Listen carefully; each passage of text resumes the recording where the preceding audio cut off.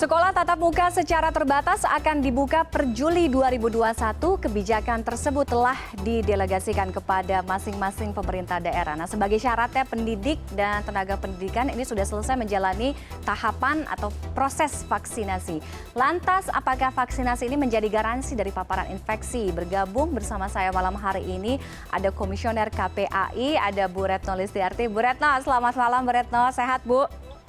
Selamat malam, sehat. Alhamdulillah, Mbak juga ya. Alhamdulillah sehat. Bu, kita tahu ya bagaimana dengan adanya SKB 4 Menteri, kemudian keputusan bahwa tatap muka atau sekolah tatap muka ini akan dibuka per Juli 2021 walaupun dengan terms conditions katanya paling penting kan highlightnya kan semua tenaga pendidikan ini sudah selesai menjalani proses vaksinasi. Tapi kita lihat di bulan Maret tadi kalau mungkin Bu Retno juga tadi mendengarkan saya, ada penjelasan saya, ada 4 kemunculan klaster sekolah. Jadi apakah dengan iming-iming katanya selesai vaksinasi ini jadi garansi Bu? Ini boleh lampu hijau? Enggak sih ya, karena guru divaksin itu kan sebenarnya hanya faktor pendukung. Faktor utamanya sebenarnya bukan itu. Karena kan kalau melihat jumlah guru, kalau kita berbicara herd immunity atau kekebalan komunitas, itu kan terbentuk kalau orang yang sudah divaksin itu mencapai 70% atau 80%. Nah, kalau bicara sekolah kan lebih banyak murid. Murid itu bisa 1.000, gurunya mungkin hanya sekitar 80.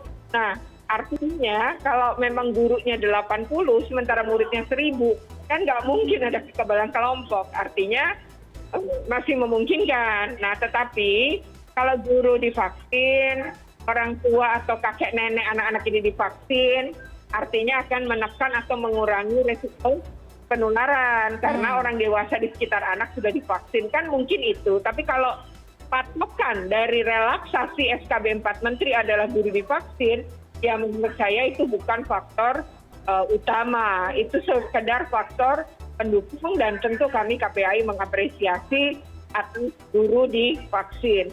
Nah, tapi kalau terkait dengan relaksasi yang sekarang karena Juli mau dibuka, maka KPAI mendorong untuk sebuah penyiapan.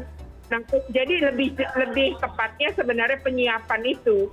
Karena untuk negara-negara di Eropa misalnya, atau seperti Jepang, seperti Korea, mereka itu aman membuka sekolah ketika penyiapan buka sekolahnya itu dilakukan dengan sungguh-sungguh, bahkan dengan pencegahan berlapis.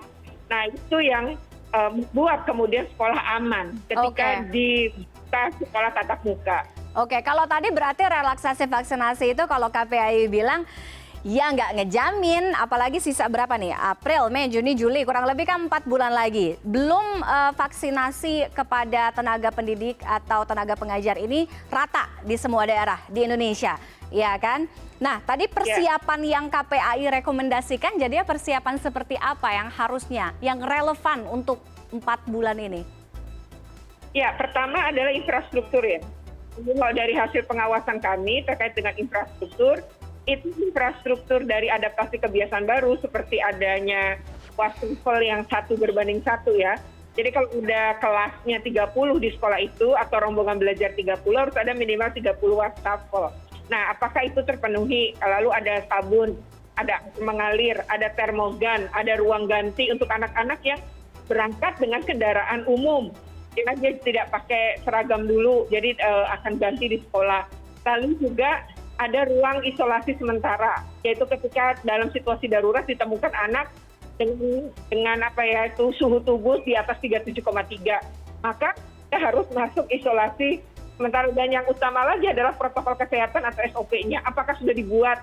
Apakah sudah disosialisasi? Dan satu lagi, dari hasil pengawasan kami, protokol kesehatan atau SOP itu hanya 3 dari 15 yang seharusnya ada.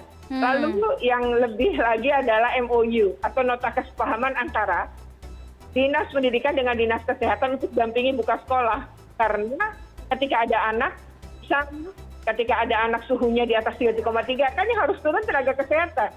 Nah, berarti harus ada MOU antara sekolah juga dengan pihak fasilitas kesehatan terdekat. Itu bisa puskesmas. bisa klinik, bisa bidan, bisa rumah sakit. Oke, kalau tadi Bu Retno bilang kan vaksinasi tidak hanya relatable, artinya kalau nanti sekolah kembali dibuka ya tidak hanya tenaga pendidik gitu kan, misalnya orang tua, kakek nenek, semua yang ada di lingkungan rumah pun juga harus dipertanyakan apakah mereka sudah mendapatkan vaksin atau tidak. Plus anak, ini pun juga yang menjadi polemik nih, perlukah anak divaksinasi? Walaupun katanya kan pemberian vaksin terhadap anak ini, kalau anak-anak kan ini tingkat penularannya kecil gitu kan, karena berbeda dengan orang dewasa atau lansia, jadi nggak perlu divaksin. Pandangan KPAI bagaimana? Memang vaksin anak kan belum ditemukan ya. Yang uji coba pun belum dilakukan gitu. Saya membaca sih di satu media bahwa sedang ada upaya untuk menguji coba pada anak di negara di Eropa gitu. Tapi itu kan juga belum dilakukan. Artinya belum nih vaksin anak tuh bisa nggak dihasilkan dalam waktu tahun atau 2 tahun ke depan. Nah, berarti untuk sementara anak-anak tidak bisa divaksin. Lalu anak ini mayoritas kan OTG ya. Nah, sebenarnya yang dikhawatirkan justru dia menular atau menjadi carrier bagi orang dewasa di sekitar dia. Nah, lalu yang lebih ini sih sebenarnya adalah vaksinasi ini memang harus dilakukan, pasti, ya jelas. Namun angka anak di Indonesia yang usianya 18 ke bawah itu kan atau masuk usia sekolah lah ya, itu kan sekitar 83 juta. Nah, artinya kalau penduduk Indonesia sekitar 250, kan yang sudah divaksin berapa persen. Nah, tapi berdasarkan pengawasan kami, banyak guru juga tidak terinformasi dengan benar. Sehingga mereka enggan untuk divaksin. Satu contoh, ada sekolah di Kabupaten Bandung, itu sekolah swasta itu dapat jatah 13 guru. Ternyata dari 80-an guru, itu mereka hanya mau 7 orang saja yang divaksin. Selebihnya menolak. Nah ini ya, kenapa kemudian menolak, ternyata ya mereka ditakut-takuti lah bahwa vaksin itu bisa mengakibatkan kematian, vaksin itu haram, vaksin itu dari Cina, dan lain-lain. Nah ini kan guru itu harusnya kan well informasi ya, artinya dia orang yang harusnya menyerap informasi dengan baik. Tapi ternyata kok mesti punya informasi seperti ini. Nah ini berarti kurang sosialisasi ini pemerintah melalui Kementerian Kesehatan dan Dinas Kesehatan di daerah kan. Kalau vaksin nggak mungkin dinas pendidikan yang ngomong, harus ahlinya ya dinas. Bu Retno, makanya harus ada MOU nih antara dinas kesehatan dan dinas pendidikan. Oke, Bu Retno, terkait dengan kesiapan juga, ini kan pembukaan sekolah tatap muka secara terbatas ini kan akhirnya delegasinya kan dikembalikan kan, kewenangannya dikembalikan ke masing-masing ke pemerintah daerah. Anda melihat bijakkah langkah ini? Karena kan kalau misalnya kita lihat tentu angka, terus persebaran dan penyebaran, bagaimana tiap-tiap daerah ini menangani pandemi ini kan pastinya kan beda-beda ya kan. Nah kalau kebijakannya kembali ke daerah, didelegasikan kembali ke daerah, apakah tidak mungkin bisa berpotensi akan terjadinya ketimpangan juga? Menurut pandangan KPAI seperti apa, Bu Retno? Ya kalau kami memandang bahwa antara daerah ya, jadi kalau misalnya itu dimaksudkan untuk pemerintah daerah, oke, karena yang punya sekolah daerah, yang punya guru daerah. Nah kalau SMA atau SMK dan SLB itu ada di kewenangan di pemerintah provinsi.